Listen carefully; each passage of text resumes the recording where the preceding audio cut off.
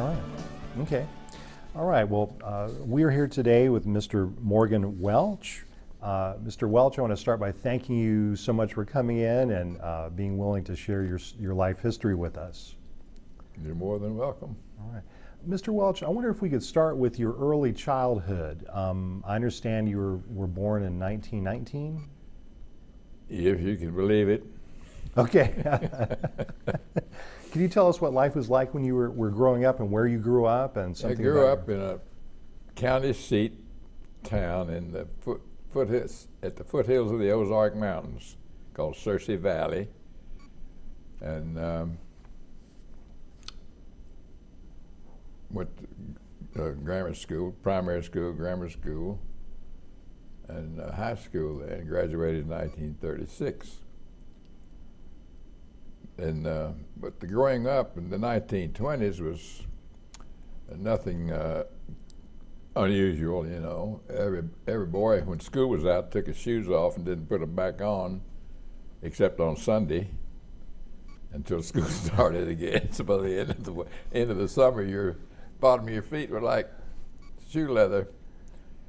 So we there was woods near the town, and we'd play Tarzan and cowboy and Indians in the woods, and go fishing in the creeks with a hairpin, a hook, catching little what do you call them? Minnows. What? Minnows. Panfish. What? Maybe panfish or? No, not crawdads. Crawdads, okay. Crawfish. Yeah. Crawfish. And take them home, put them in the bathtub. I don't know why, but we'd do that. Mother didn't like that very well. But most of the time, we just spent in the summertime in the woods and at Pope's Hill until school started. And we walked to school every day, came home for lunch, walked back to school. The country boys and girls would have to bring their lunch, which is usually a pork sausage and a biscuit. And schoolrooms always smelled after lunch like pork sausage and a biscuit. They brought to school in a paper sack. Some of them had to walk 3 or 4 miles. And I graduated. I was in the debating team in the high school, and we debated whether or not the government should spend taxpayers' money to build the Tennessee Valley Authority, which was designed to supply electricity to thousands of farmers who didn't have any electricity at all. That's the subject I remember debating the most, because private electrical companies were obviously against it, but as you know, it passed. Right. It's where we did a lot of the work on the atomic bomb, the Tennessee Valley Authority. Yes. Anyway, after I graduated in 1936, my father had died in '43 following an operation for appendicitis he probably didn't need, but got infected before they had sulfur drugs or penicillin. And he was on my paper route, and I'd stop at the hospital every afternoon and had the sad experience of watching him fade away. I'd drop in and leave a paper with him and visit. But in the Depression, I got a job carrying papers in the afternoon. My great uncle owned the newspaper, which was a daily newspaper, Saturday, 6 days a week. What town? Town, Searcy, S-E-A-R-C-Y. Okay. And after school, I'd take my paper satchel and go to the office and wait for the papers. My brother was 3 years older, and he carried the whole west end of town, which cost 200 papers, but he was the best marble shooter in town. And boys always carried marbles in their pockets. 2 things they always carried. It was a pocket knife and marbles. But he'd find a marble game on his paper route. He was down there shooting marbles, and people were complaining to the office sometime about Fred being late. So Fred sold me 1/3 of his route, so he'd have more time to play marbles. And I got 50 cents a week for delivering about 60 to 70 papers. And on Saturday, to everybody, I took my bicycle, put a big basket on it, and delivered groceries on it for a neighborhood grocery that was near my home. And then I paid another boy 10 cents on Saturday afternoon to carry my paper route, because I was making 50 cents a day delivering groceries and only 50 cents a week delivering newspapers.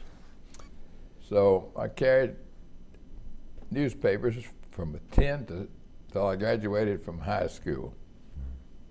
Mr. Welch, could you tell me a little bit about your parents, your father and your mother, and maybe grandparents? Well, my mother was born in Paragould, Arkansas, and my father was from Paragould. His name was John Adams Morgan,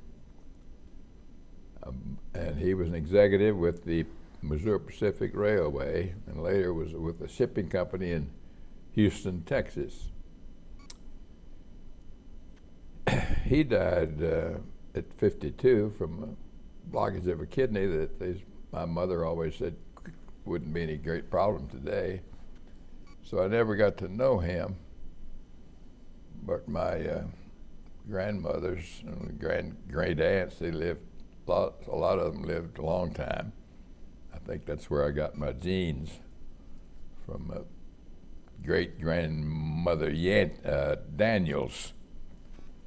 But I don't know a great deal about them. They were from southern Kentucky. Mm-hmm. But I've often wondered about my great grandmother Daniels' daughter. One of her daughters was a Yanis living in Paragould, married to a doctor and a druggist. She was born in 1840 and died in 1930. And I used to go to Paragould in the summer with my brother. And after I got to be interested in history, as you are, I thought, if my great grandmother Yanis had been a precocious 6 or 8 year old girl in the 1840s, she could have caught the train in southern Kentucky and gone to Washington and talked to John Quincy Adams, who would tell her directly what she thought of Washington and Jefferson and Madison and Hamilton, all of them. But that's something I thought if I were a novelist I could make something up, because she would have the information directly with just one intercedent. Yeah. But I've always been interested in history. But in the summertime, after my mother married again in 36, we'd spend the summer in Houston, Texas, with relatives and cousins. And I almost went to Rice Institute, which is now Rice University. But I was in love with this local girl in Searcy. And so I went back at the end of the summer and went to Harding College in Searcy. It was the Church of Christ School. And then I got a job working in the drugstore at night and on weekends as a soda jerk, as well as on Saturdays I worked in the newspaper office. I did everything in the newspaper office. I was the only reporter they had. I handled all the circulation. I learned how to run the job press and the linotype machine and the folding machine. So I grew up in the newspaper business, and that always interested me. So after the war, I went to Northwestern University, got 2 degrees in journalism, but 3 winters on Lake Michigan were 3 winters too many. And I was assistant, as a graduate student, I was an assistant to one of the professors. One of his odd jobs was to help graduates get jobs. So I told him to watch out for a job in the South, particularly Florida, because I had spent the winter of 1939 in Florida, left for Arkansas with snow on the ground, and 2 days later I was down there watching girls in their bathing suits swimming in the Gulf and the orange trees and beautiful weather. So I got a job. I went down there because my mother wanted me, obviously, I thought about it later, wanted me, if I wasn't going to stay in Houston, to go somewhere because she was newly married and only in her 40s. So she wrote my father's brother, who had an insurance agency in St. Petersburg, if he would take me on as a trainee. I don't know whether I've thought about it later, whether she paid him what he was paying me, which was $12 a week. But after a month of they never took me out on a call to show me how to sell insurance. I'd sit in the office all day putting updates on insurance problems in a file folder. Well, about a month of that I'd had enough, so I went down to the newspaper office. I was 19 years old. Asked if they could use a proofreader. And they said, well, we could use one, but we have to have a test first. So they gave me a piece of copy to edit, proof. And of course, I'd done that on my great uncle's newspaper many times. And they looked at it and graded it, said, can you go to work tonight? I worked from 6 at night till 2 in the morning, reading proof on the St. Petersburg morning paper.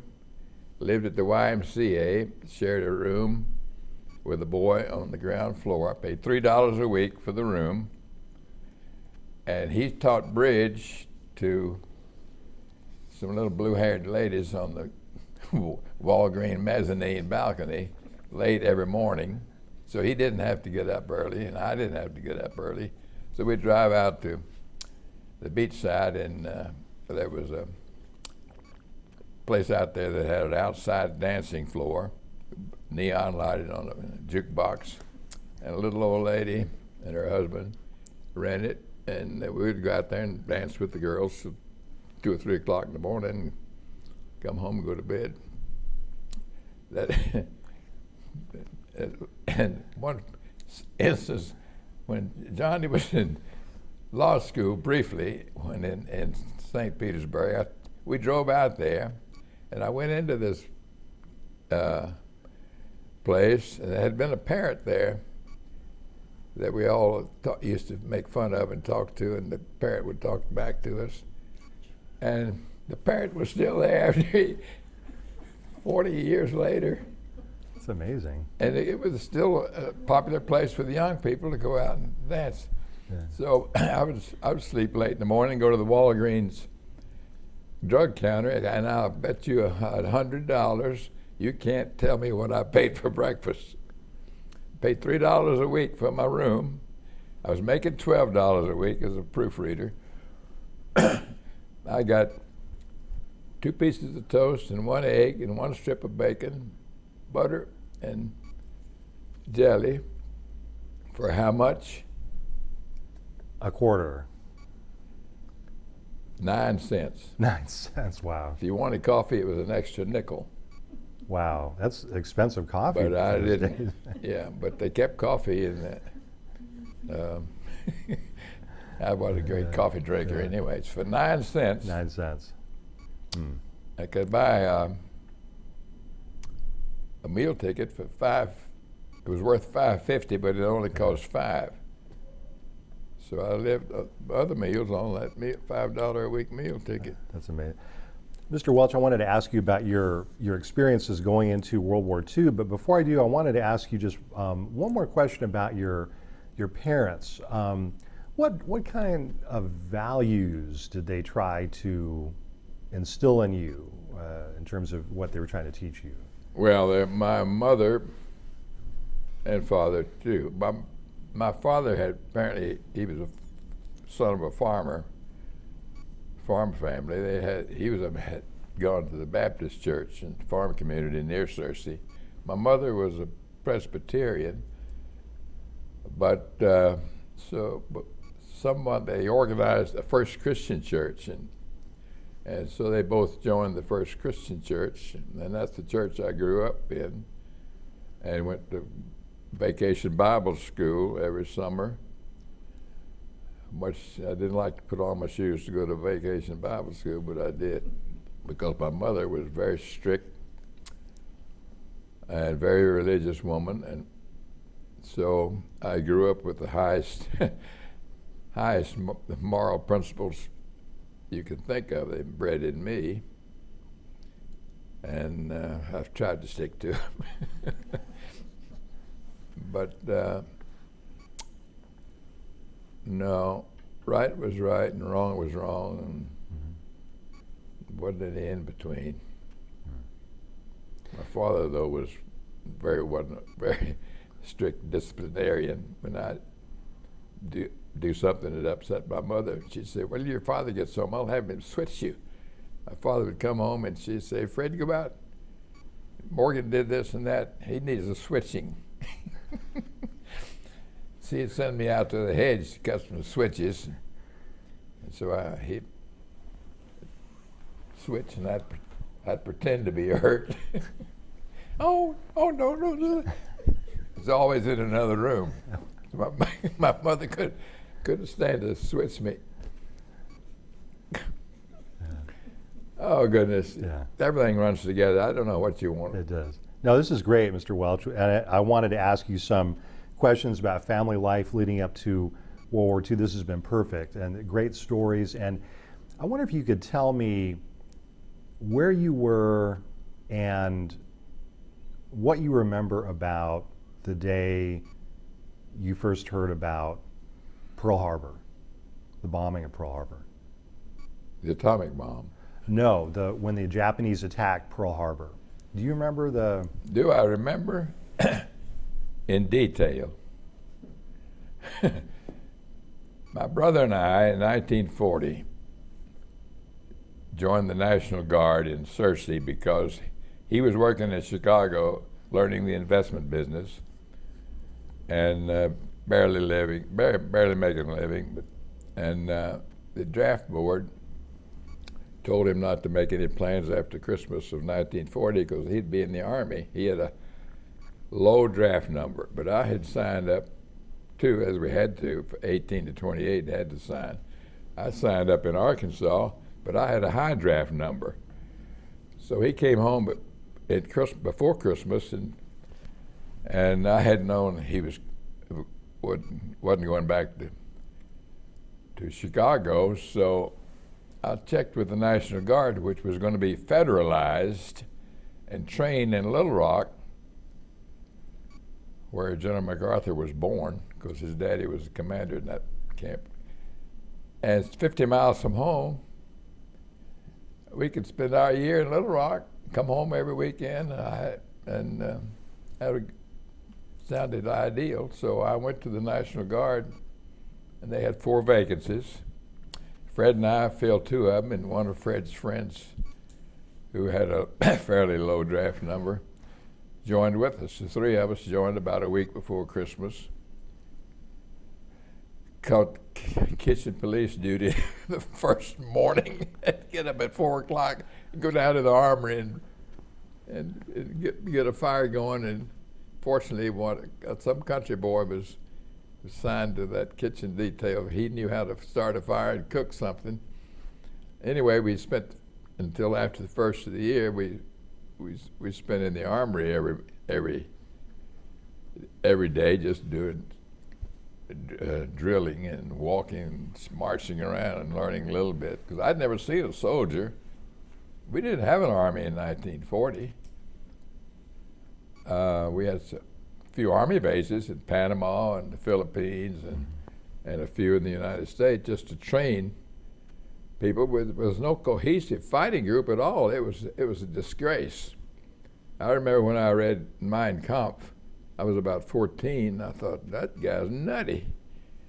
He wants to kill all the Jews reclaim everything that was Germany's and rule half the world. I thought, well, and then when he went into the Rhineland in '36, nobody did anything, and I was ready to go then. But anyway, I got off the subject. What was your question? Oh, no, you haven't. You're right on topic. And the question about Pearl Harbor. Yes, sir. Okay, after about 5 months living it up in Little Rock, we discovered everybody from the National Guard in Searcy was from Searcy or the surrounding area. But on weekends, they'd have to wait for the bus or hitchhike. So we borrowed $300 from my mother and bought a 1939 Ford sedan, and we ran that as a taxi every weekend to Searcy. I don't know how many guys we put in there, but as many as we could squeeze. We'd charge them to go to Searcy and pick them up about 4:30 or 5 o'clock in the morning at a drugstore, and drive them back in time for Reveille at Camp Robinson. And also, we ran it to Little Rock every night. Fellows would have a date in Little Rock or just wanted to go to Little Rock. And we ran the taxi to Little Rock and back every night. And we got to the point where we had extra money.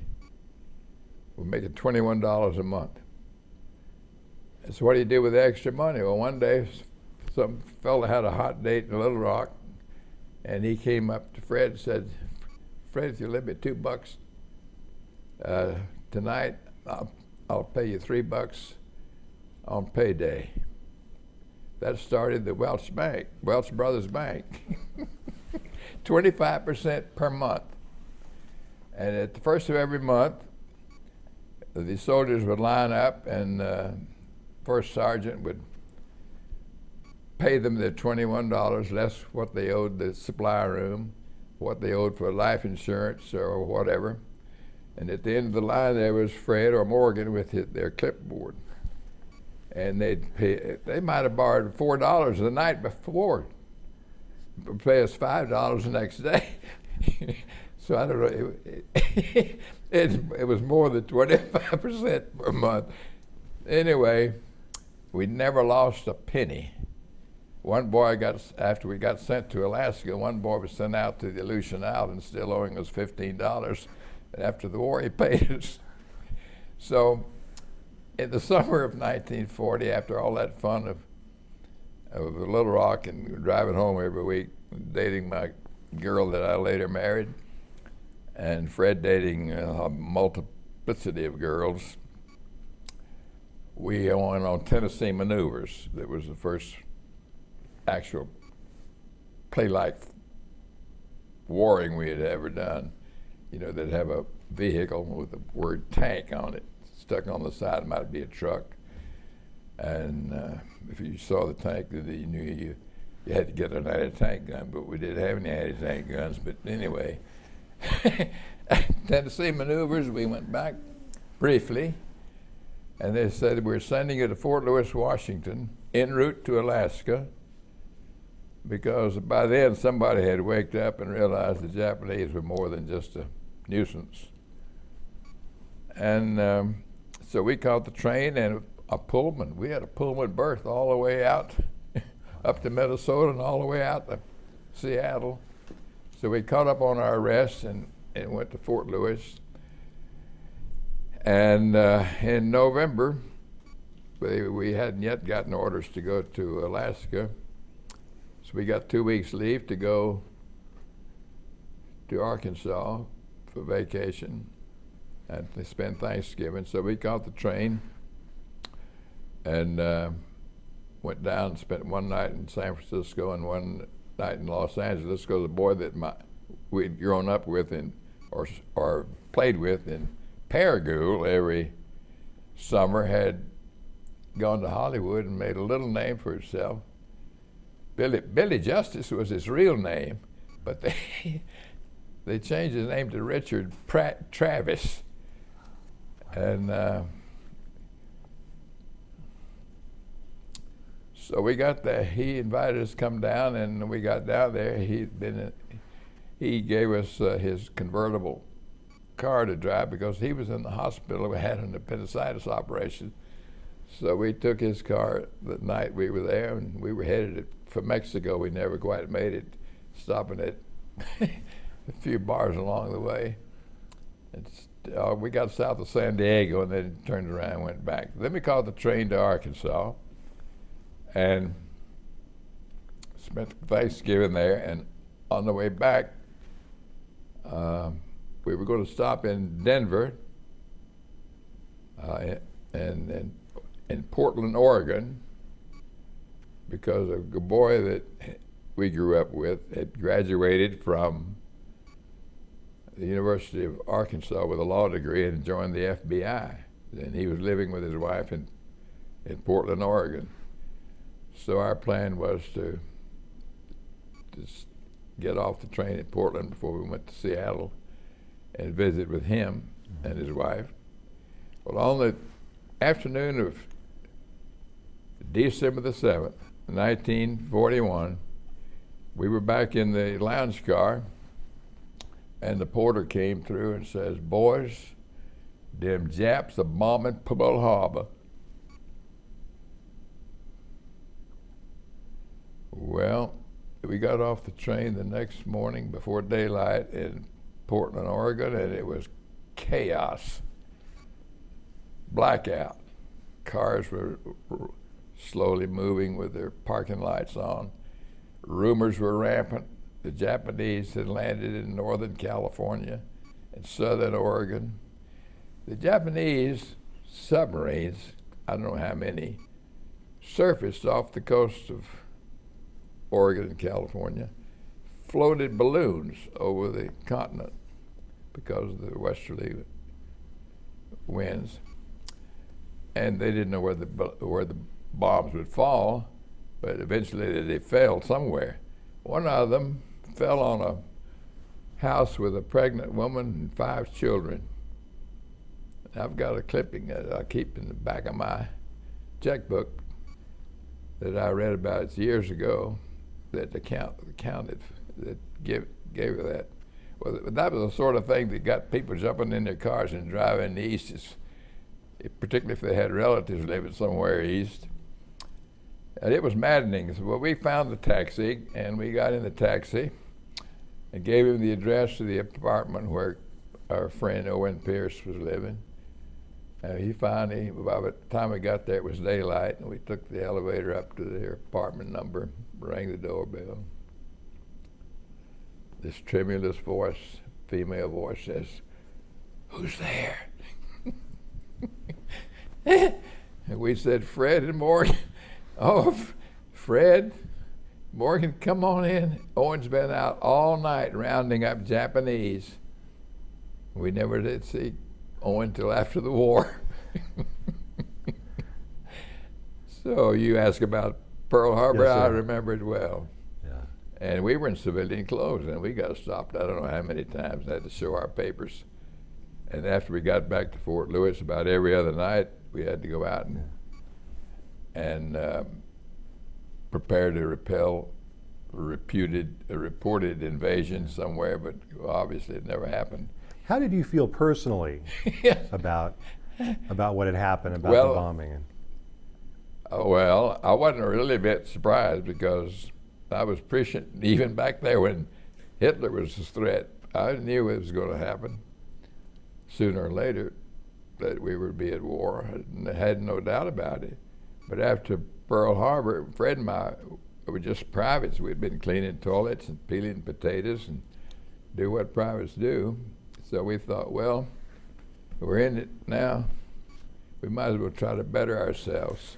So we applied for officers training school, filled out the forms before we left Fort Lewis, and they sent us to Alaska in January to Yakutat, which was nothing there but a landing field that was to keep free of snow.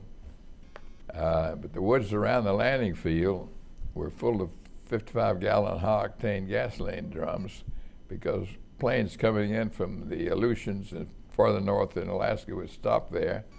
We'd refuel them, and they'd go on down to the lower 48. But all we had to do was keep the snow off the runway and keep snow out of our 3 levels of defense lines we had dug. Because if the Japanese invaded Yakutat and we had to give up the front line, we'd go back to the second line, the third line, and if they took the third line, we were on our own. We were supposed to hike over to Yukon territory as best we could. Knee-deep snow, no snowshoes. Fred and I decided if the Japanese landed, we weren't going to the Yukon territory. We were just going to turn south, stagger down to the lower 48, whatever it took. But and it shows how much we knew about war. After I saw what happened in Normandy, the Japanese would have plastered that coastline for a half a mile beyond the beach. There wouldn't have been any 1 line or 2 lines or 3 lines of defense. There wouldn't have been any defense. But one year, we had a 30 caliber machine gun. That's the biggest thing we had. So one of the majors one day thought, well, if the Japanese do land, we don't have much to repel them with, so maybe we could incinerate them by firing tracer bullets into these 55-gallon drums. So we thought we'd try. He thought we'd try it out. So one day we went out and dug half of the depth of a drum and put 6 drums in, separated on the beach. And then we got back at the edge of the woods and put tracer bullets in our rifles. And he said, fire. We fired at those drums, hoping they would explode and incinerate the Japanese. Instead, they just dribbled a lot of wasted gasoline into the sand. So that was a defense we didn't have. We were defenseless, but obviously Yakutat airfield wasn't a priority target for the Japanese, although they did occupy Attu and Kiska, which was way out nearer Japan than they were to Seattle. Do you have another question? Yeah. No, that's tremendous detail in that. Anyway, in mid-May, okay. the days were long in mid-May. Well, the only thing I remember about Alaska worth remembering were the northern lights. But by mid-May, the days it was mostly daylight all the time. The first sergeant came to me and said, Welch, I got a telegram from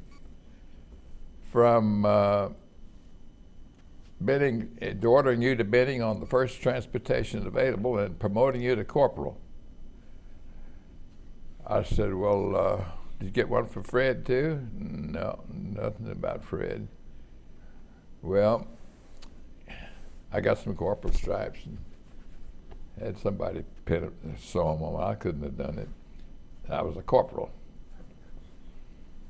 And I had mixed feelings. You know, my brother and I had so much fun. And but at the same time, I was lonesome for my girlfriend, because we had gotten engaged on that vacation trip when we went just before Pearl Harbor. I went home and knew I was going to Alaska, but I thought, I better nail Mary Jane down now, because all the boys who were still at home, a lot of them were dating her. So I bought an engagement ring for $10 down and $10 forever, every month. And she accepted the engagement ring.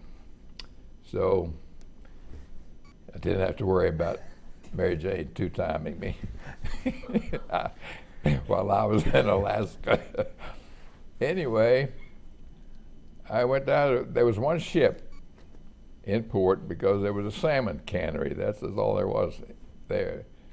They were loading on. It would bring us supplies and then go back full of salmon, canned salmon.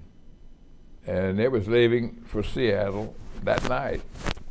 So Fred still hadn't gotten any orders. He went down and we had supper on the ship. And I remember he left the ship and I waved so long to him, singing Georgia on my mind, because I really did have mixed feelings. I was still hoping that he'd get appointed too. Well, when he got back to camp, First Sergeant said, "Fred, where have you been? We've been looking for you all over." I don't think the First Sergeant liked us. I know he didn't. He thought we were maybe acted superior to him sometimes, which we did. He said, "I've got a telegram here for Fred too. He's got to take the first transportation back." Well, it was too late. My boat was already out all its way. He had to hang around there for a week before the next plane came in. They put him on it, but the plane landed in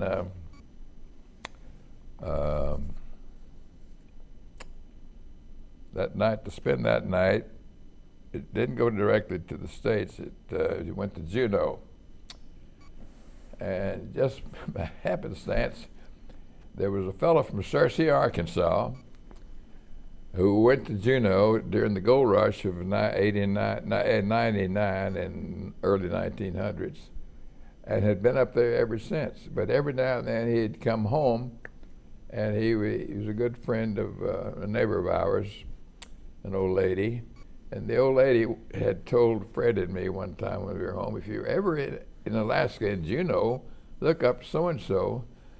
He has a store there called the Nugget Shop." And so Fred got to Juneau. He remembered the man's name and the Nugget Shop's name. He called him, and the fellow said, "I've been up here a half a century, and you're the only man from Searcy who's ever shown up." So he invited Fred down for dinner and took him home that night and fed him and took him to the store the next morning and he gave him a yellow and gold finger ring that spelled out Alaska, and gave it to Fred. And for some reason, Fred gave that to me. And later on, when his elder child graduated from high school, I gave it to him. I don't know who has it now. One of the boys, I guess. Not to find out. And so Fred got home while I still had a week's leave in Searcy, before we went to Fort Benning, and on the way from when I was going to Benning out from Alaska, or going to Searcy from Alaska, about 2-week leave, I stopped in Salt Lake City, had about an hour's wait for another train or something. I was walking around, military police arrested me for being out of uniform. I had a woolen, this was middle of May, I had a woolen uniform and a campaign hat, which is a sort of a Boy Scout hat that they no longer wore except in Alaska. I had to show them my papers and explain that I wasn't an escapee from before I got back on the train. But I made the train and got home, and a week later, Fred showed up. But I remember when I first got into Seattle, I went to a grocery store and I bought a quart of fresh milk and stood there and drank it. Because the food in Alaska wasn't anything to write home about. No fresh anything. So I went to Benning first, and I reported to the colonel down there, and I said, my brother and I applied at the same time, and I'd like to wait and go to school with him. He says, "You're not going to wait for your brother. We don't want your brothers in the same class. You're going to start tomorrow, Monday." So I started that next day, but the advantage to Fred was that I could show him what the examinations were. Every week we had to take exams for what we'd learned or hadn't learned. So I graduated on the 19th or 20th of August. And we couldn't 1942? 42. 42. Couldn't wait to see what our assignments were. So on the day we were assigned, I went down the list. Welch, John M., Port of Embarkation, New York City. 4 days delay en route. When you talk about a sick human being, that was a blow. I was feeling so sorry for myself. Went to the telephone, called Mary Jane, and I told her the bad news. I said, in 4 days I can get home on the train and spend a day or two with you and then fly to New York City. I've never been in an airplane. And so that was the message I gave Mary Jane. I was on the train, just as blue as blue could be. And I looked out the train window, and this Jeep came screeching to a halt. And my bird dog, First Lieutenant Bird Dog, who had guided us through our 90 days, he ran into the train, and he looked around, and he saw me. He said, "Welch, you got a change of orders for you." I said, "Great. I hope." "What are they?" He said, "You're not going to the Port of Embarkation in New York City. You're going to join the 4th Division in Augusta, Georgia." I said, "Man, that is great news. How much more time do I have?" "Still just have 4 days." Well, it was too late to call Mary Jane then, but I got off the train in Birmingham. I had time to make a call. I said, Mary told her that the good news. I said, "I still only got 4 days, but I'm joining a division in Augusta, and I don't know how long I'll be there, but why don't we get married Saturday, and we'll fly to Augusta." So she set it up. We got married Saturday afternoon. Her daddy drove us through a rainstorm to Memphis, catch a plane. In those days, we flew from Memphis to Nashville and had to wait over in Nashville. Flew from Nashville to Atlanta. You know Atlanta. Had to wait over in Atlanta. Time we got to Augusta, it was daylight.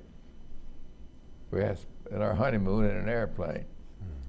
It was the first time either one of us had flown.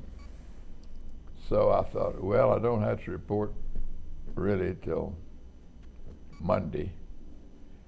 But I think so that we'll have a good long weekend, I'll just go out and check in now and come back. Then the honeymoon can begin. Well, I went out Sunday morning. There's nothing deader than a military post on Sunday morning. And I finally found where I was supposed to be. I went in as major. Regular Army major was sitting there at the desk, with his feet up on the desk. And I went in and reported. First time I'd had to report as a second lieutenant to anybody. I hadn't even gotten used to being saluted. And I said, "John M. Welch, reporting for duty, sir." He said, "Welch, man, am I glad to see you. You've got the duty this weekend." What do you say to a major? Did I say, "Well, I just got married yesterday afternoon. We flew all night." I said, "Yes, sir." He left, and I was duty officer. I didn't even know where I was. Wasn't anybody there anyway. I had to call Mary Jane again. Tell her that good news. Well, at least she got a good rest. So that's that's funny. Funny now. Yeah. Now where were we? What kind of outfit was the 4th Division? Was that infantry division? It was a 4th Motorized Division. Motorized, okay. When I joined, it was motorized because they'd been training for North Africa But by the time I graduated, I guess they figured that North Africa was just about finished. The Italians had given up, and the Germans were all surrendering. But it was still motorized. We had motorized parades, had to line up the half tracks and the jeeps and everything. And finally, they decided they didn't need a motorized division in Europe. So they sent us to New Jersey, to Fort Dix, and trained as regular infantry division. But that was after we'd been in Augusta for a year, and Mary Jane went up there with me. And then we came back to Florida in November of '43, and we'd go out in the Gulf of Mexico, and we would attack an island called Dog Island, and we'd blow everything up on the island, and then we'd approach the island and pretend we were invading, not knowing we were training for the Normandy invasion. So we spent November and December in Florida training. Then we came back to Columbia, Georgia, Columbia, South Carolina, put everything together, ready to go to Europe. And we did. We went, Mary Jane left in January, early January, to go home. And we went up to New York for a couple of days, camped somewhere near the port, and left for England on the middle of January, and got there, I think, on the 28th at Liverpool. Took the train to Exmouth, which is in Devon, nice part of England. That's where we trained before the invasion. But you say, well, what happened to your brother? My brother graduated a week after I did, and was sent to Oregon, to join the 96th Division, where he met the girl he later married. But they were out there a year or so before he went to the Pacific. Then his 96th Division landed 3 days before MacArthur landed in Lady. But my brother was an infantry officer, as I was, except I was anti-tank. He was regular infantry.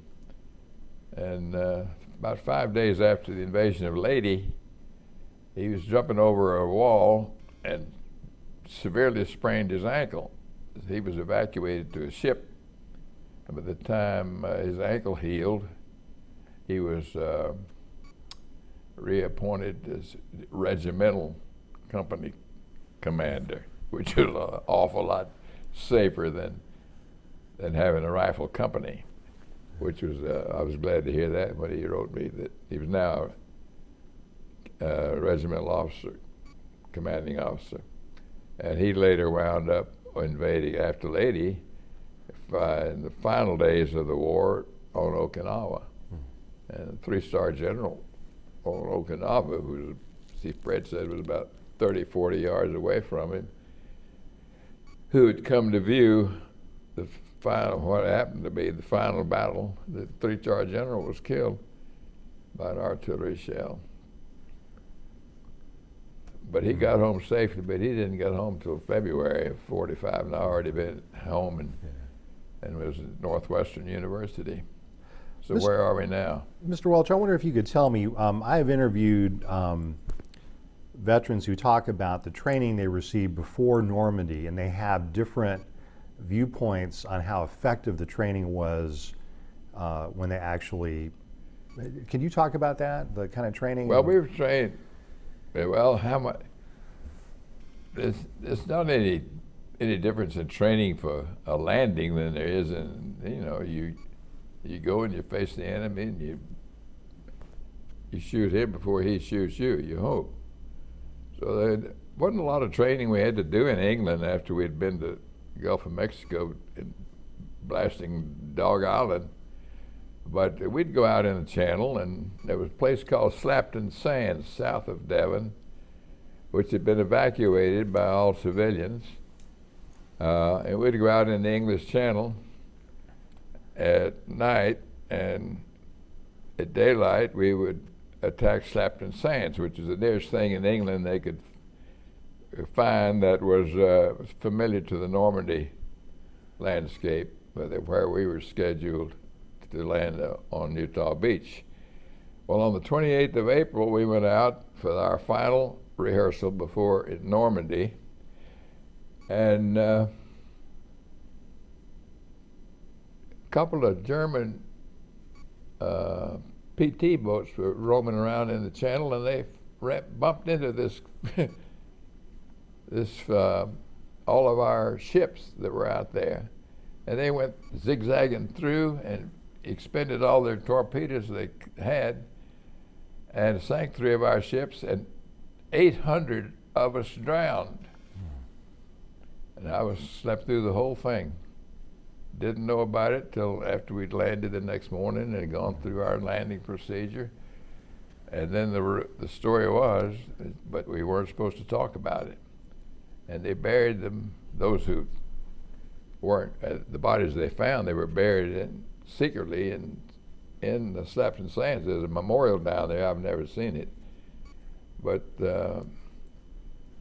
we lost more men at Slapton Sands training for Normandy than we lost on the beach in Normandy.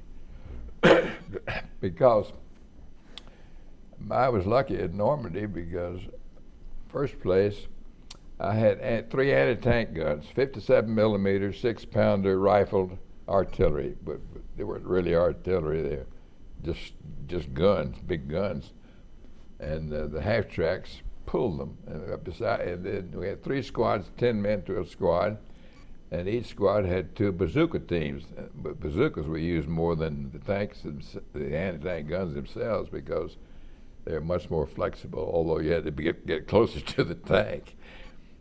Anyway, when we landed, are you ready for the landing? Yeah. We landed at daylight, or the original troops landed at daylight. The 1st and 3rd battalions landed. My 2nd battalion was in reserve, so the 1st and 3rd battalion were the first ones. General Teddy Roosevelt, Jr., was our division, the assistant division commander. He had insisted that our General Barton let him go because he had been through North Africa, and he also been through World War I. He said, I think my presence will steady the men. That was his excuse. He was he was the greatest guy. He was about 5'4", and he looked like what we'd call a yard bird. He dressed sloppily. You wouldn't know he was a general if you didn't see the star on his collar. And as I was waiting for my turn to come ashore, I had been out there circling around in an LCT, landing craft tank, and nobody on this vessel except my 3 squads. And we were just circling around, and the battleships were behind, and the destroyers, and they were sending these huge shells over, and I could see the dive bombers coming down, and the medium bombers. I thought, gee, there won't be anything left to fire at me by the time I get there, because nobody could live under what I was seeing. But then as we got closer to the beach and the smoke and dust had cleared a little bit, I could tell, and I should have known, that long-range artillery, the Germans 10 or 15 miles behind the beach knew where the beach was, and the long-range mortars and their long-range rockets. So I could see the artillery falling along with the rockets and the mortars on the beach as we got closer. Finally, this PT boat came around up to my LCT and said, pointed toward the beach, and so he gunned it. and it dropped us off in chest-deep water. I said, "You're supposed to put us on the beach." He said, "Yes, but I'm supposed to be back for another load." And they said, "Don't get stuck on the beach." At the time I got there, the tide was going out. So they dropped us off, but I don't even remember how cold the water was. I was so busy looking to see which was the best way to get to the seawall. We were told to run for the seawall until we were needed and told to go inland and join the rest of the battalion. So that's what we did, but we all had to step over a poor American soldier lying in the surf, half in the water and half out, lying face down. His right leg was severed at the hip, at the buttocks, just as cleanly as a butcher saw. And horrifying as it was to step over that body, couldn't help wondering what in the world it was that cut that leg off so cleanly. That's a vivid memory. And for all of us, almost all of the men in my were following me. And so we all ran to the seawall, and of course, obviously, it had been dug by the earlier troops, and it was pretty safe under the seawall because an artillery shell going this way, the fragments go that it follows the momentum rather than coming back at you. So we felt snug there for a while. Now look, the half track I'd been in was stuck on the beach because even though they were waterproofed, supposedly, the exhaust pipe stuck straight up and everything else had been waterproof. For some reason, it made it to the edge of the water and he couldn't get it started. So I finally got the attention of the driver and I said, motioned to him to come on up and join us and leave the half track there. And he did. He jumped out and ran and joined us. And 2 minutes later, an artillery shell landed right in the middle of right in the middle of it. It had all my personal possessions, all Mary Jane's love letters and pictures and all my extra clothing. I told Mary when I wrote Mary Jane about it that her love letters were now in orbit. And that half track of mine, all day long it just smoked because it was around the walkway of the half track. There were 5-gallon tanks of cans of high-octane gasoline, and inside the half track were armor-piercing shells as well as explosive shells and cakes of not dynamite, nitro starch, I think they call it. It was the same as TNT or dynamite that we used to blow holes in hedgerows so we could get the half tracks and the guns through because couldn't depend on the road being where we needed it. Well, you can imagine that explosion.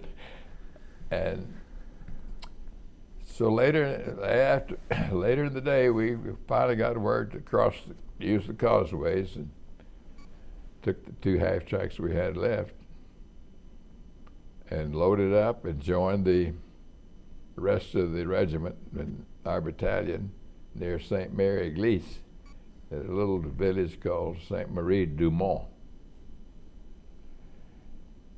And if you're ever in St. Marie du Mont at Utah Beach Museum, a fellow who called himself the mayor of Utah Beach was just a young man when we landed.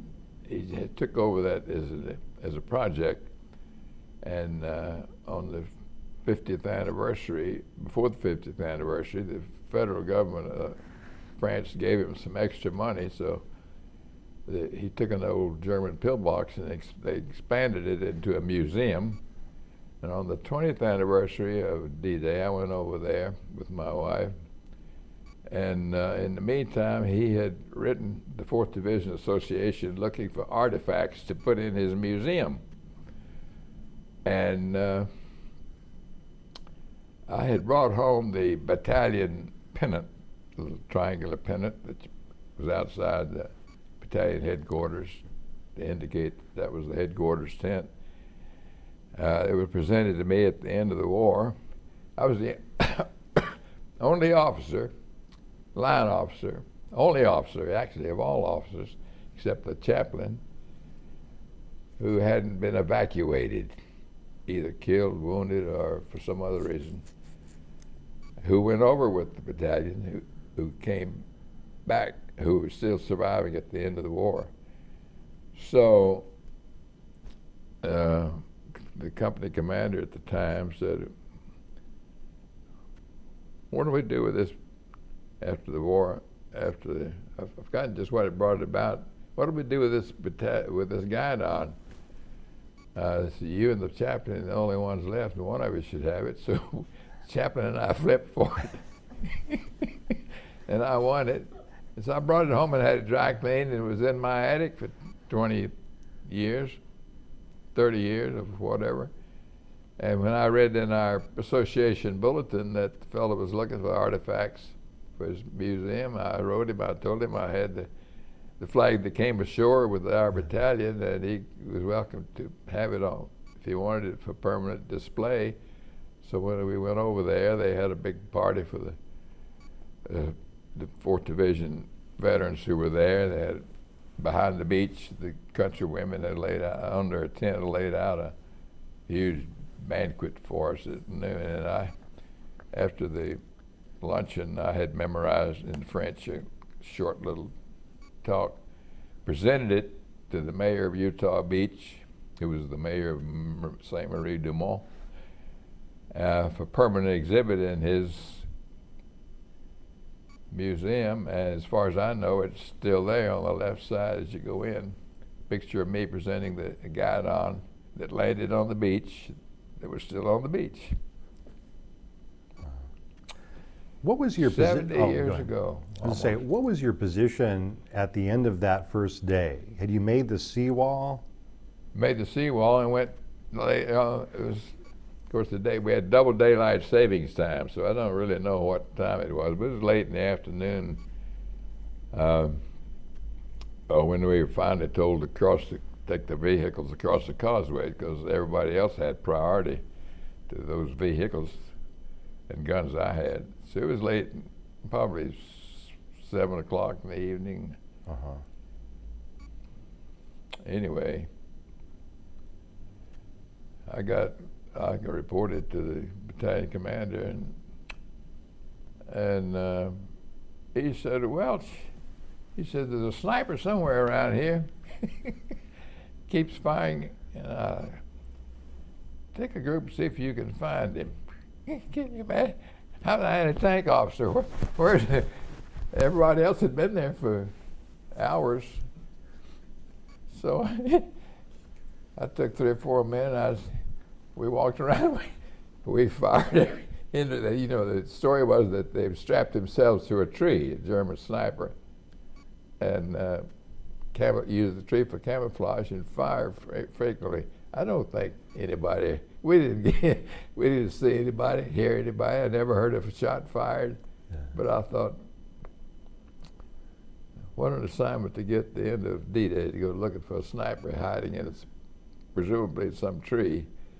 So we didn't even dig in that night. There was a ditch, pretty deep ditch there. So we just all stretched out in that ditch, and that was the first night. Wow. How many casualties did your unit take that first? Well, I think I read it, but I can't remember. It wasn't anywhere near the 800 we lost at Slapton Sands. 200 or 300.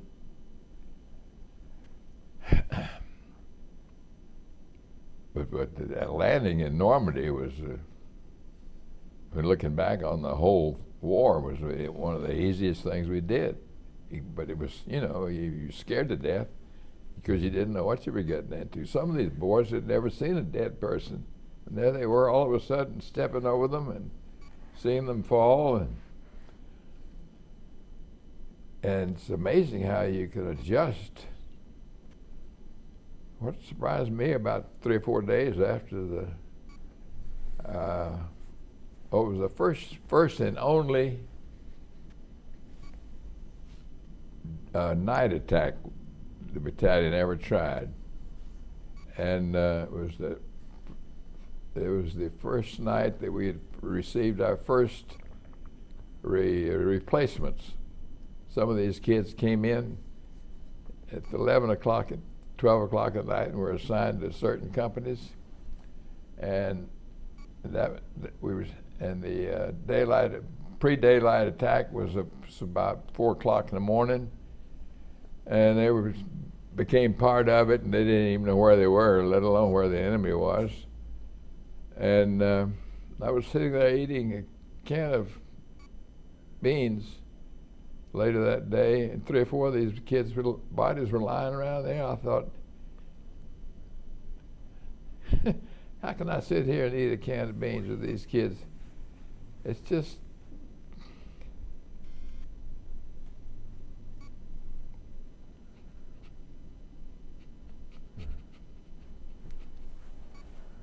anyway, pretty bad. Yeah.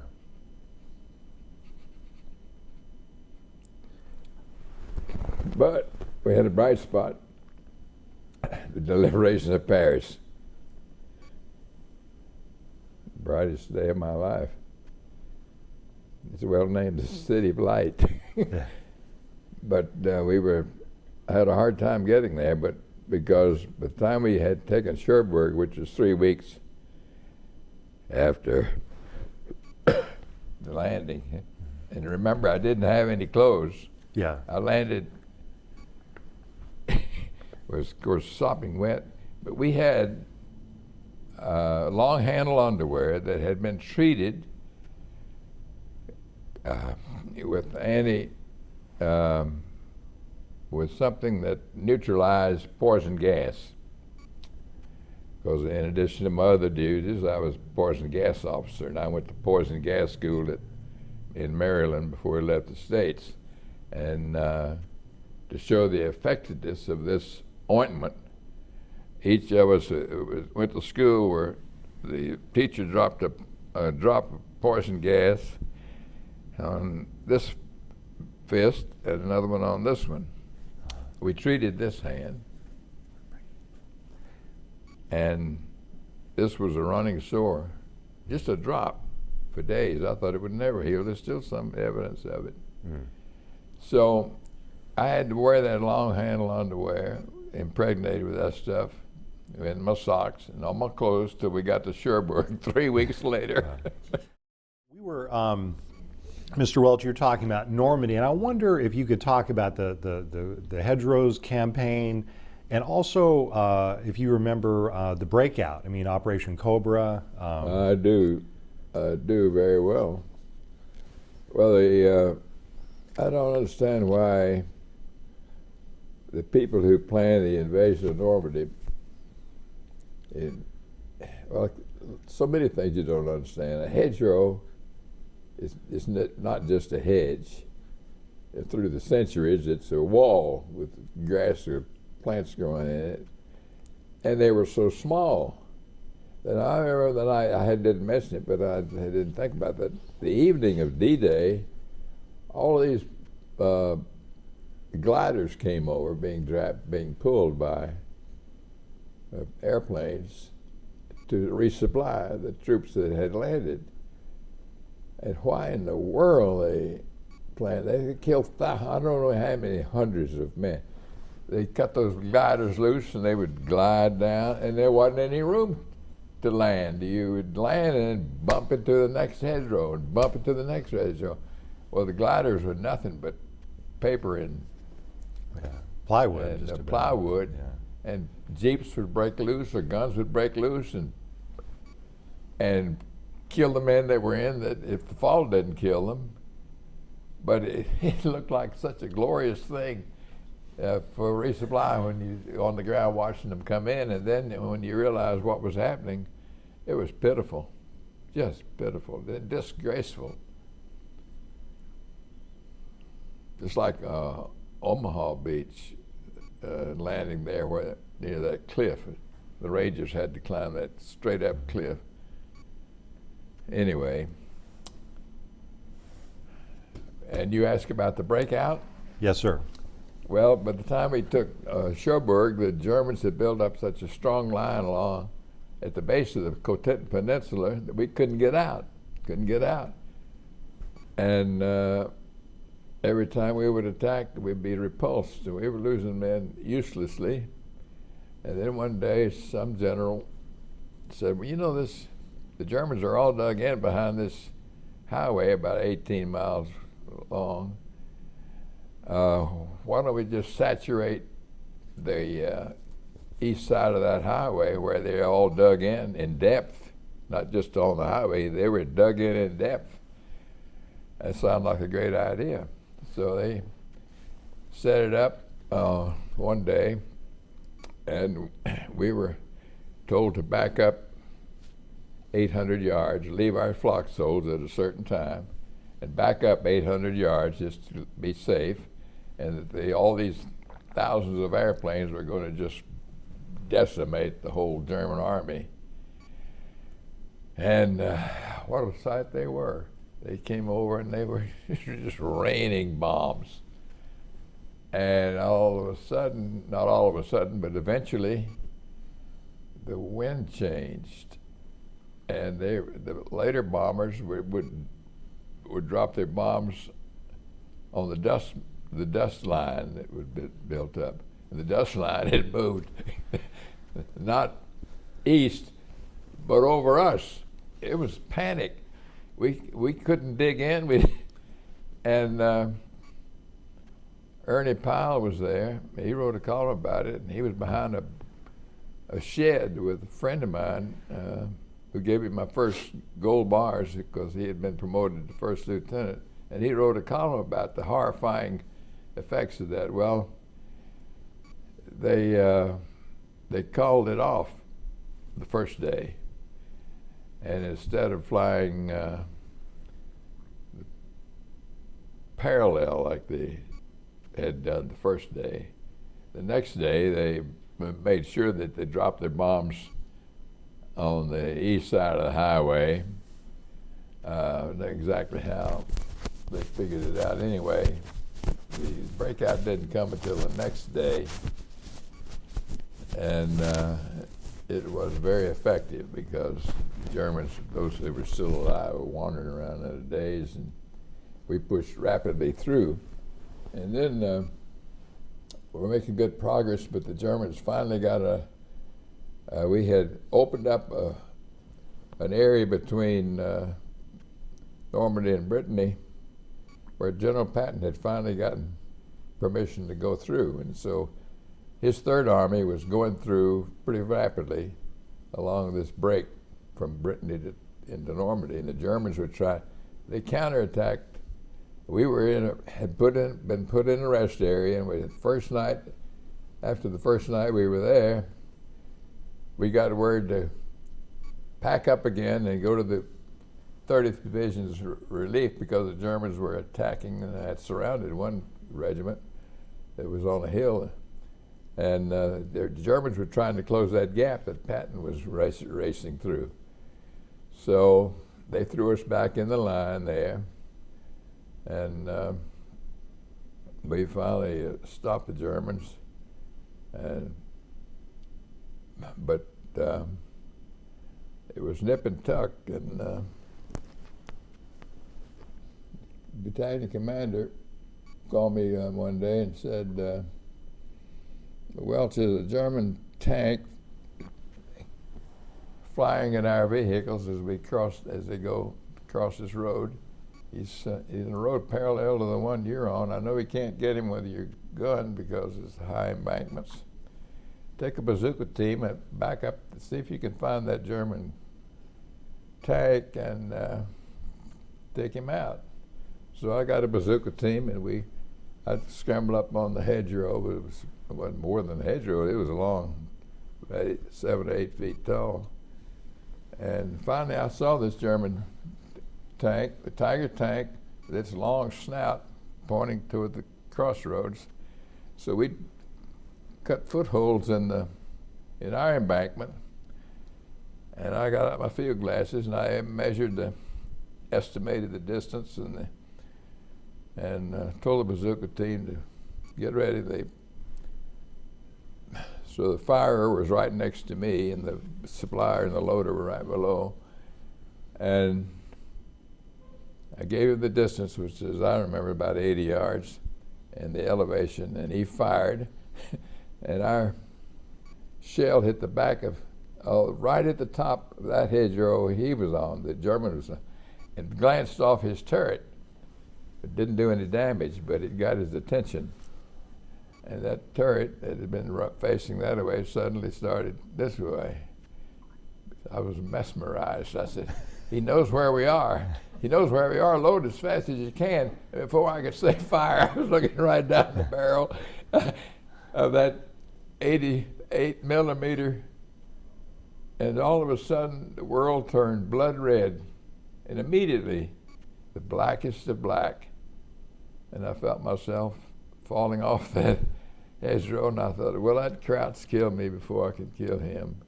It didn't seem to bother me much, but then I thought, all of a sudden I couldn't feel anything, I couldn't hear anything, I couldn't see anything, but I could see nothing but blackness. And I thought, if this is being dead, it's going to be one eternal bore. Just staring into blackness. And all of a sudden, it couldn't have been more than 20 or 30 seconds. All sorts of things went through my mind.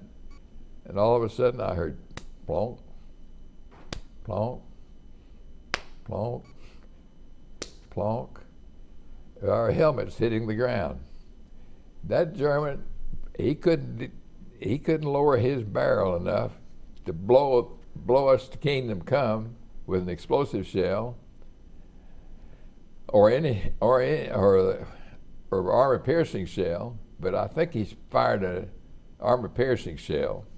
It went right between my head and the shooter's head. It couldn't have been that far beyond the speed of light or the speed of sound. I never heard it. I just saw everything turn blood red. And it knocked us out and knocked the other two men out who were below me, but we all came to about the same time, staggered around there a few seconds till we were addled. And so I went up the road about 15, 20 feet, because I didn't want to go peeking over that hedgerow in the same spot, because the German thought he saw us disappear, so I didn't want him to know we had survived. When I peeked over, he was wobbling away, going away from us out of range, so I didn't get another shot at him. And I went back and reported to the battalion commander, and he had been evacuated because an artillery or a mortar shell had landed so close to him, it took out half his guts. I know that because 25 years later, I saw him at a meeting, a reunion, and he was thin as a reed, about that size of that. He told me how many operations he had and how many shrapnels they had taken out of him. So I didn't have to report a failure. Well, it wasn't a failure anyway. It was, at least the tank wasn't shooting at us anymore. But he did later on. The whole Germans took refuge behind the next high ground.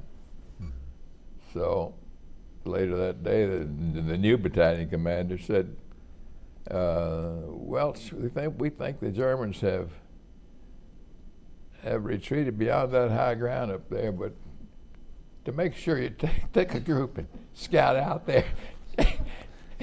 Probably the same German tank that had been fired at me. We spread out and went out, and nothing fired at us until I declared on a walkie-talkie to the battalion commander. I said, "Well, I think you're right. I think they're behind that hill because we haven't run into anybody." And we turned around to come back. All of a sudden, one tank began to fire at us, and we were dodging and running back as fast as we can, but it's probably that same tank. But fortunately, we made it back. But those are big tanks, the Tiger tanks. oh, That must have been fearsome. Well, they're scary to death just to look at them. Yeah. Did you guys run up against Mark IVs, the smaller tanks? What was the difference between? Oh well, I don't know. There's several different kinds of German tanks. Yeah. The Mark this and the Mark that, but this Tiger was 88 millimeters. It had a big muzzle thing on the end of it. It's like a ship cannon. Yeah, well, our first tanks that we went over there with were in North Africa. They just bounced right off it. Yeah. But if you could get close enough to a tank with a bazooka, they could fire into the side of it, or at least knock the treads. So, bazooka was a better weapon as far as we were concerned, because you have to have a range of field of fire to fire a rifle. Yeah. And it takes 16 man-hours to dig one of those things in if you want to depress it so that it's not a good target itself. Where were we? The breakout. The breakout. Yeah, well,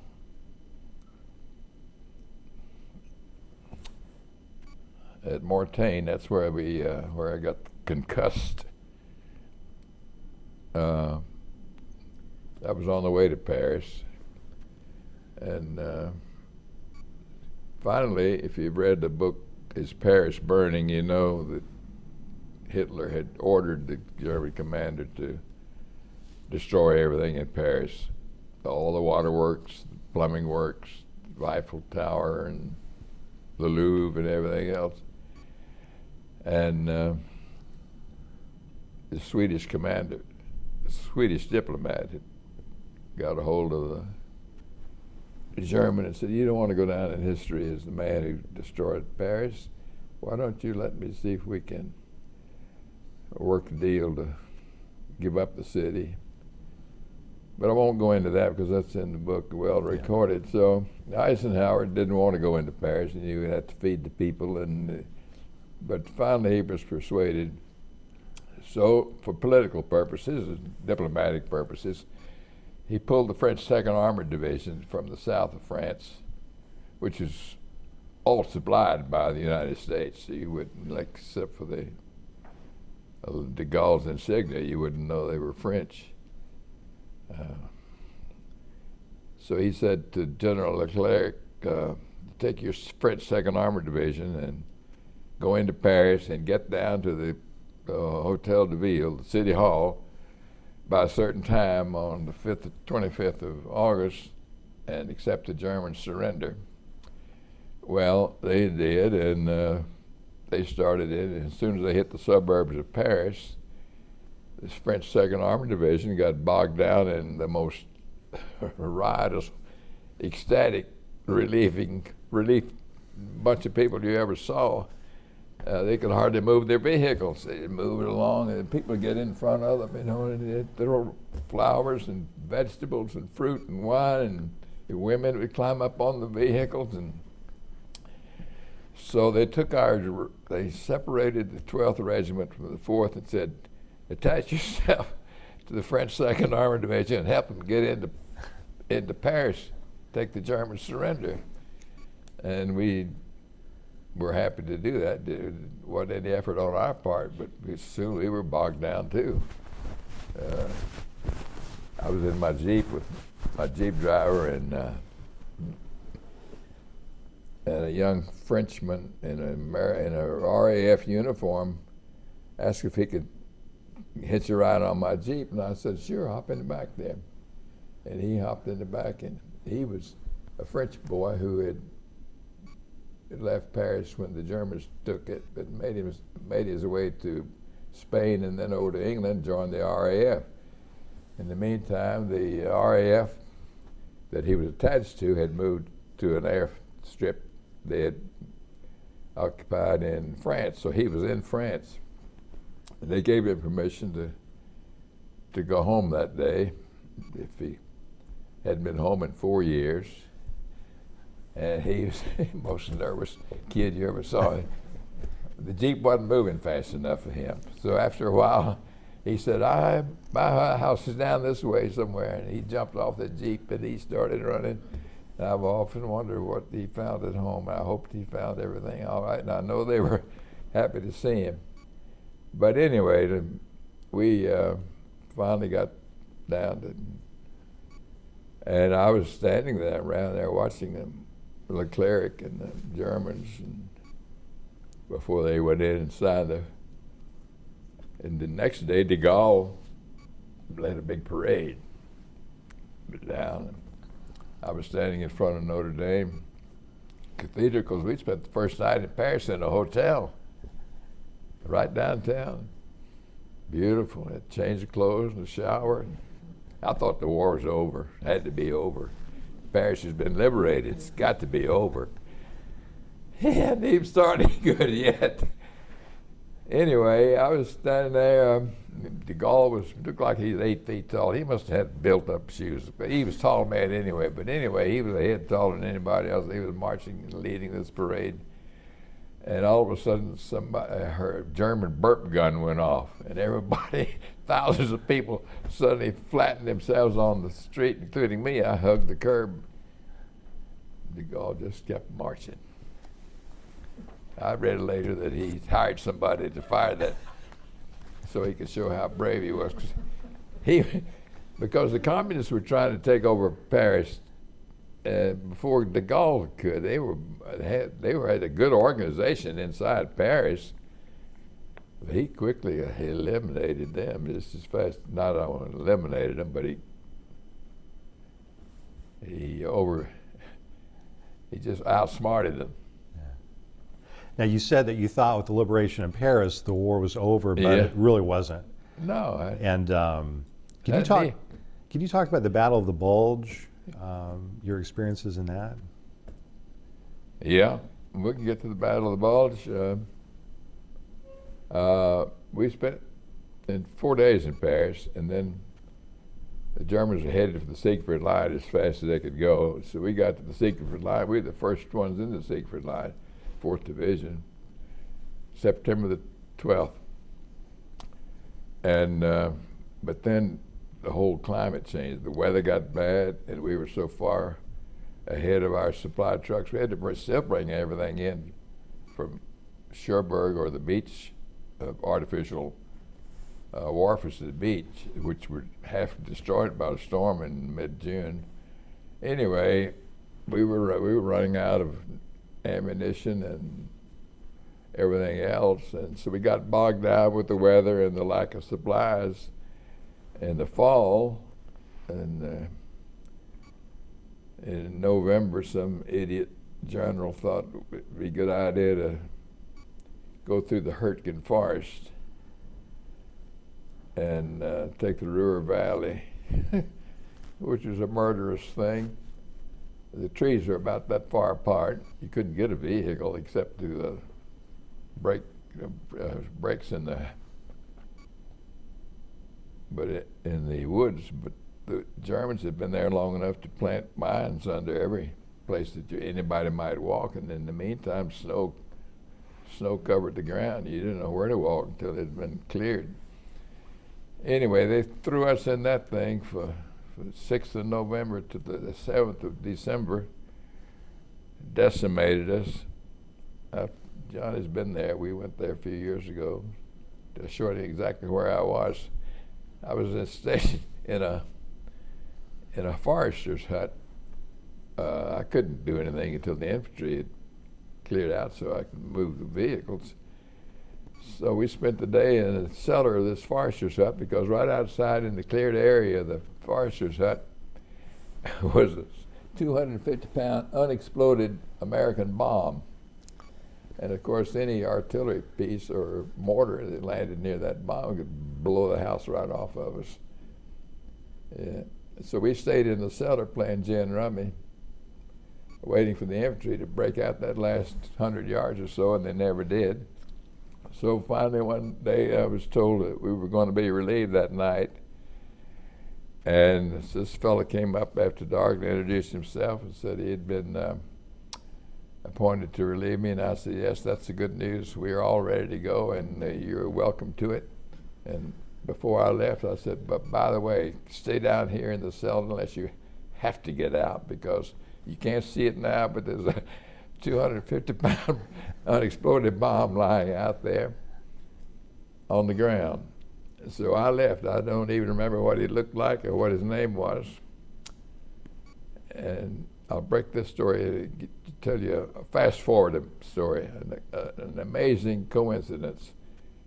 This was in early December of 1944. Early December or late November, at home. I was at home. The war was over, and I'd been a civilian. And a girl we grew up with had married a fellow during the war that nobody knew, and so she had invited everybody she knew to come to a little cocktail party she was having to introduce her new husband.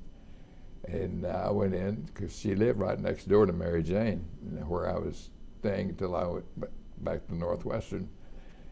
And I walked in, and the receiving line was there, and she introduced me to this fellow, and I shook his hand. And when he turned his shoulder, I said, you're the 63rd Division? Yeah. I said, well, twice we worked with you briefly. When we left Cherbourg, you were holding the line below us there, the Cotentin Peninsula. And then again, you relieved us in the Hurtgen Forest. He said, well, I wasn't with the division in Normandy, but I'll never forget the Hurtgen Forest. I relieved an officer there who had his headquarters in a shack in the woods. And right outside the headquarters was an unexploded. I said, shake hands, fella, I'm the guy you relieved. 14 million men, or more or less, served in the war. Isn't that amazing? That's amazing. Anyway, we went from Hurtgen hell to Luxembourg heaven. I don't know how we got it, but they put me and a couple of my squads in a chateau at Lauterborn, it was called. It was about 400 or 500 years old, the walls that thick with rock, 3 stories with a steep slate roof, central heating,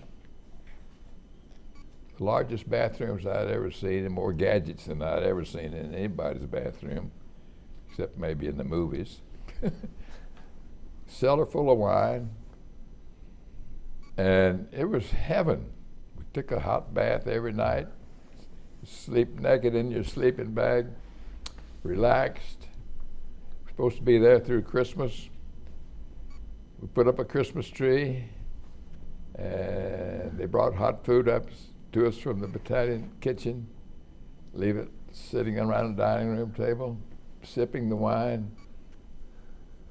Although most of them were sipping the wine. I never did drink much. In the Army, they gave every American officer every month a liter of scotch and a pint of gin, because that's what the British officers got. So I would just divide it with my men. Anyway, that only lasted a week, and one morning I woke up, all hell was breaking loose. The artillery had long since zeroed in on that crossroads, so all they had to do was, when they started the Battle of the Bulge, was fire. They knew where they were firing, because it was an important crossroads about 18 miles from the city of Luxembourg, which was the headquarters of Patton and Bradley, and just loaded with supplies of all kinds.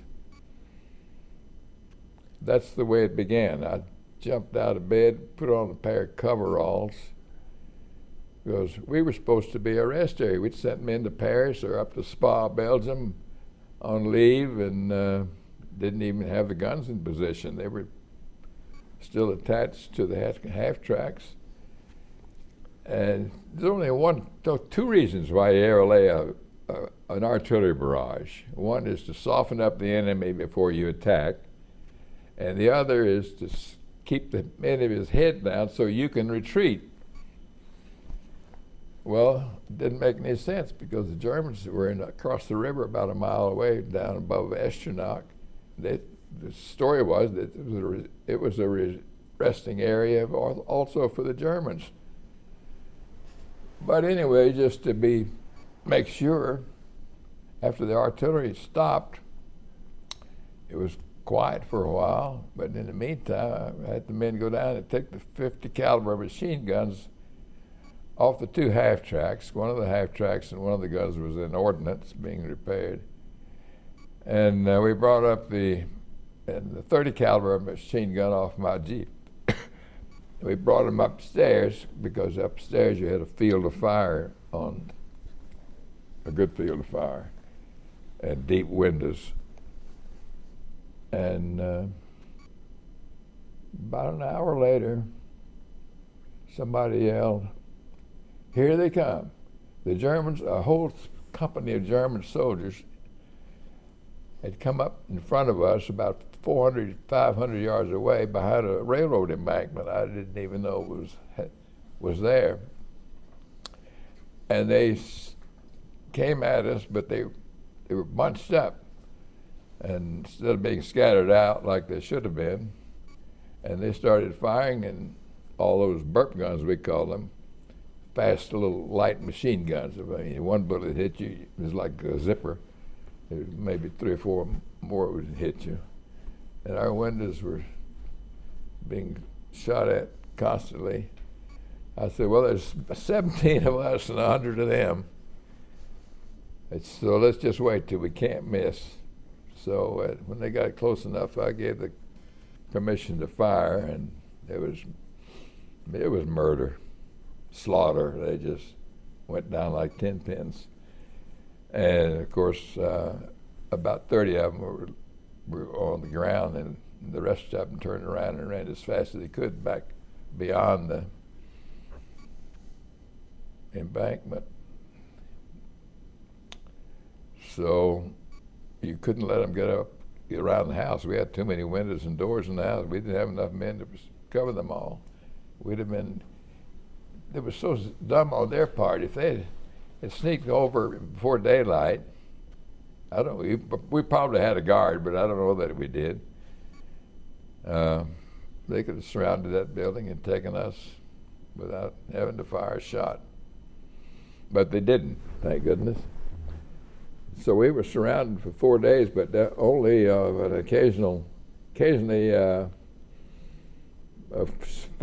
shot would come through because they had apparently sent word. I saw a police dog racing back toward the German lines, and the only shot I fired during the whole war, I grabbed a carbine and tried to kill that dog because I knew he had a message of some kind, but I didn't hit him. But I think the message was, stay away from that building, it's a hornet's nest, because we never had to defend it again.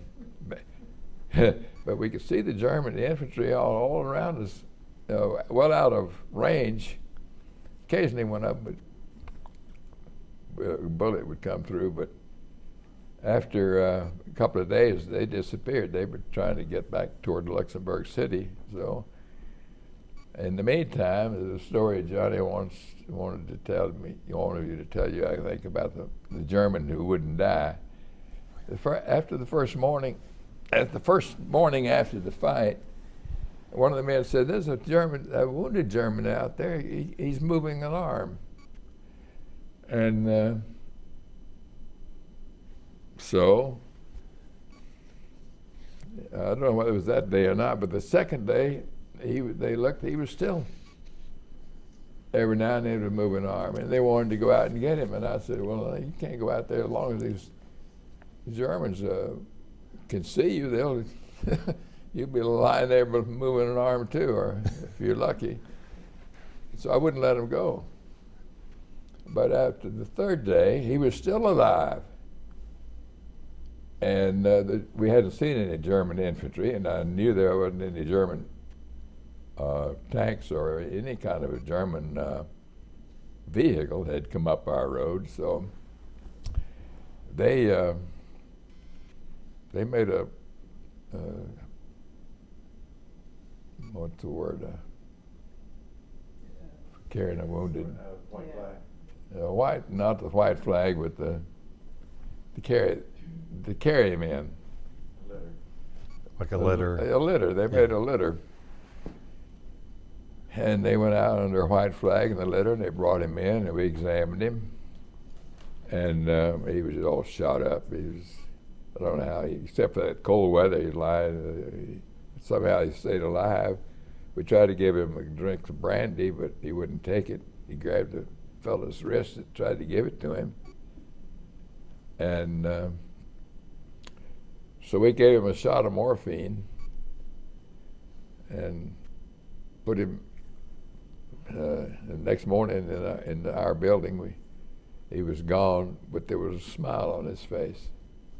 At least he hadn't died in pain. And we put him in a shed in that building, along with the body of a boy who was killed on his way back from Paris. He was a member of G Company just below us, and he'd been in Paris on leave, and he was coming back with a load of other boys, and one of the boys was from my platoon. And the Germans that were on the high ground fired down into that half-track and hit this boy from G Company. So when they stopped to let my man out at my place, they took him out of the half-track. We brought him in to treat him, and he was already dead. You could hardly see the wound.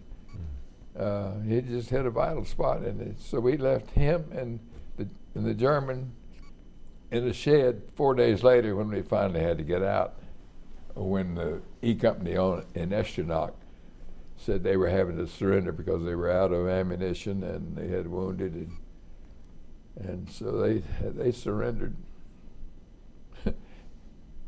Captain friend of mine had gone to Eschenach because the regimental commander said there's a Mercedes down in Eschenach that you can have if you want to go get it. Some German had left. They were leaving automobiles all over the place, so that wasn't any problem. So he went to Eschenach to get that Mercedes to drive to Paris on leave. He decided to spend the night. Well, he spent more than the night. He spent 5 months and the rest of the war in a prisoner of war. He joked about that after I saw him. I'd seen him two or three times after the war.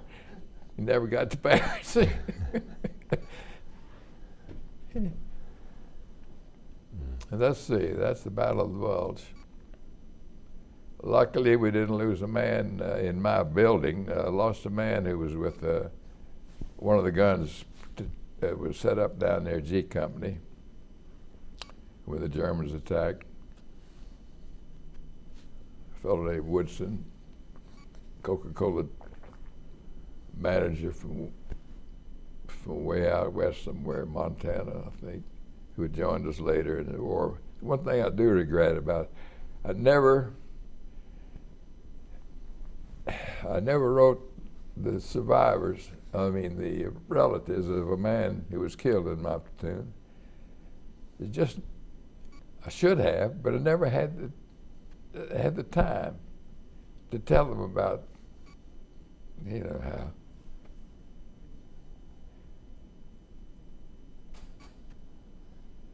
Woodson was his name.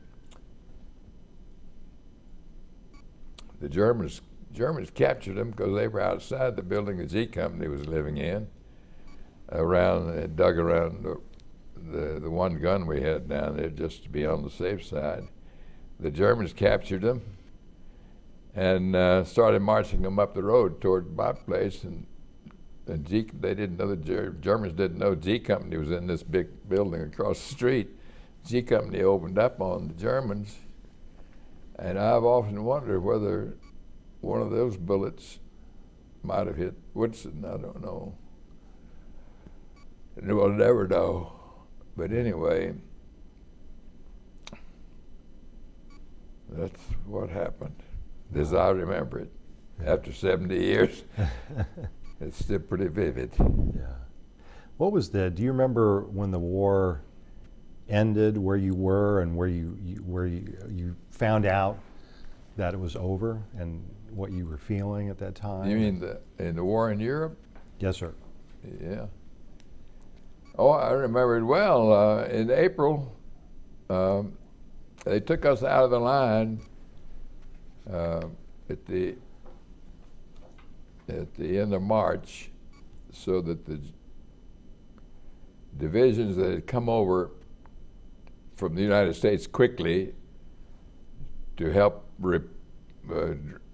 support our side in the Battle of the Bulge. You know, everybody thought the war was over and they didn't have enough troops, so they flew over. I don't know how many divisions who had never had much experience. So they took the 4th Division out of the line at the end of March because we'd moved so fast into Germany after the Bulge was pushed back that chaos was developing in some of the towns that had been evacuated by the Germans, because a lot of Russian slave laborers or forced laborers were taking over the town, raping the women and stealing everything, and they sent a division in there to straighten that part of it out. But they sent me and a doctor and a squad of men to inoculate and feed these Russians, and several miles behind our lines. They weren't in the line anyway. So that was a break for me. I spent the month of April feeding and inoculating these Russians. When we first got there, the good-looking Russian women had set up a brothel in one of the they men was going into town to steal anything they could and take it back and trade it to the women for their favors. Well, Eisenhower's headquarters sent a colonel and a major up after a few days to help us. They straightened that thing out in a hurry. It was Russians. A Russian colonel was tough. He invited us. He'd invite me to have dinner. Me and the doctor to have dinner with him every night. After he had disciplined those Russian people, and every night, the first night or two, he'd say, "There's a good-looking Russian girl there named Lydia.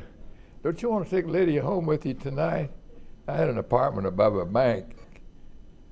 Had been. I said, "No, thank you. I'm a happily married man." So my friend, the doctor, took her. I never got to know Lydia. But they sent a French girl I had to make some forms you had to fill out to feed these people, and they sent a French girl over to do my paperwork, which took about 30 minutes a day. And so she would ride around with me in the Jeep, checking to see if things were done that should have been done. We had a bunch of Italian officers in a separate compound who were in limbo. They had been captured by the Germans, and then the Italians had been freed, but nobody knew what to do with them. So they had about 100 Italians. You talk about a place full of women. It was the German women and those Italian men, but that's another story. Right. Anyway, we fed them. This girl would ride around with me, this French girl, and there was a rule that you couldn't, an American soldier couldn't associate with a German woman at all. It was a $65 fine. Well, that was a ridiculous thing, of course. And every time we'd go by a woman who was an American soldier, she'd say, "65, 65." This cost you $65, but I don't know whether anybody was ever fined $65 for having a girl. Yeah, that was the funny part of the war. Got me out of the last war. You asked about the end of the war. By the time I got back, at the end of April, we kept in touch through the Stars and Stripes newspapers and radio. The German officer in northern Italy and southern Bavaria had already surrendered. I got orders to come back to my division on the 1st of April, 1st of May. Actually, I left on the 2nd because the Russians had a big party for us on the 1st of May, which is their big holiday. So I left on the 2nd. But I thought, well, the 4th Division is still in the war zone. But just south of us, in what was the occupied area, the Germans have surrendered, and it's peaceful. So I took my Jeep and the 2.5-ton truck we had with us, full of all sorts of supplies. We wandered around Bavaria because I wasn't told when to be back. It just said return to your division.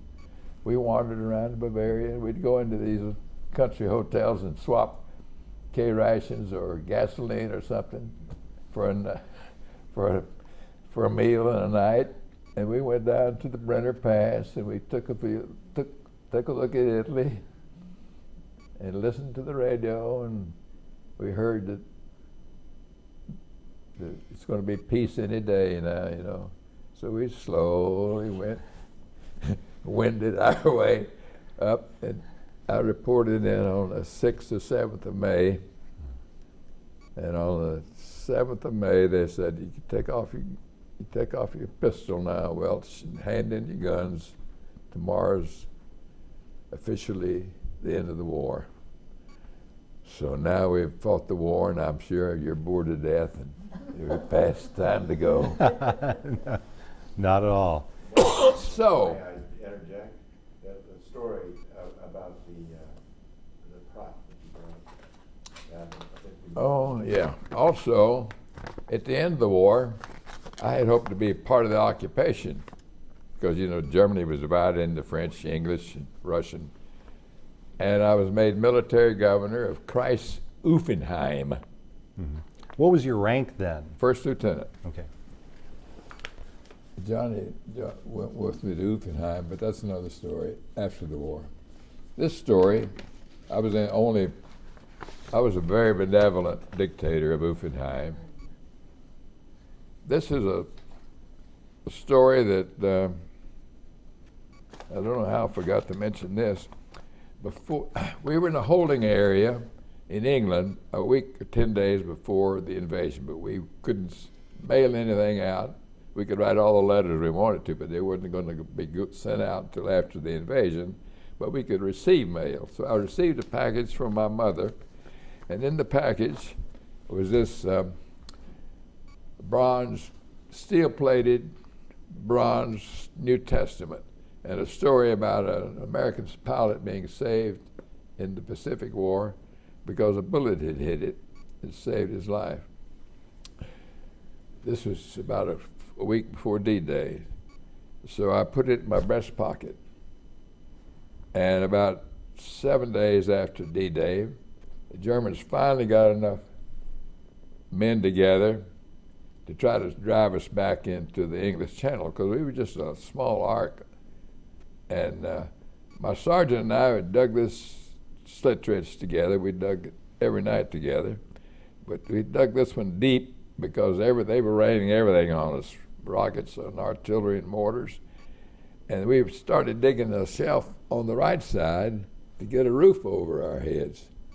But before we could finish it, I heard this zing, zing, zing, zing, zing, zing, zing. And by some reason, I just knew that shrapnel was headed right for me. And it was. Wham! And my sergeant heard heard me go, well, he thought I'd bought the farm, as the expression was. And he finally got his voice. He says, "Lieutenant, are you all right?" And I felt down under my shirt.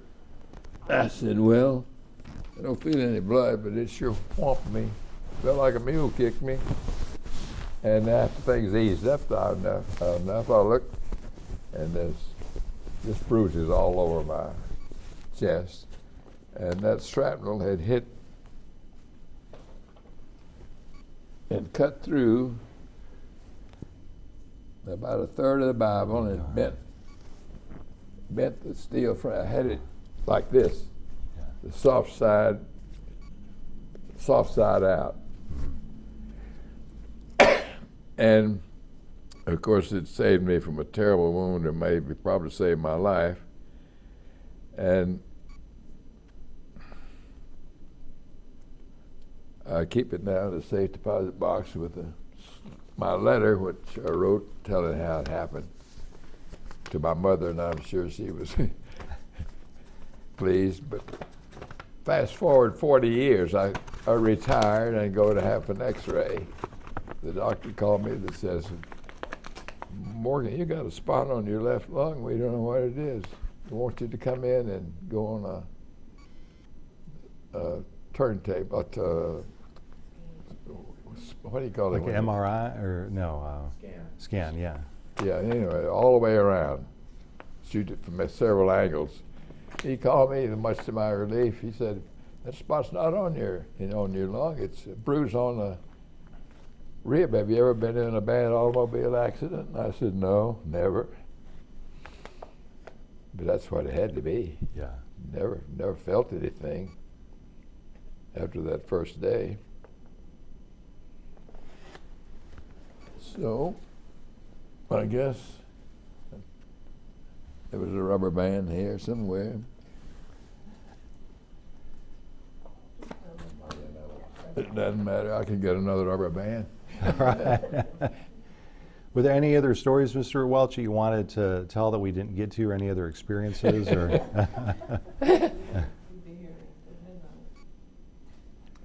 We got to get home before dark. It's a long way to see Smyrna Beach. Yes, sir.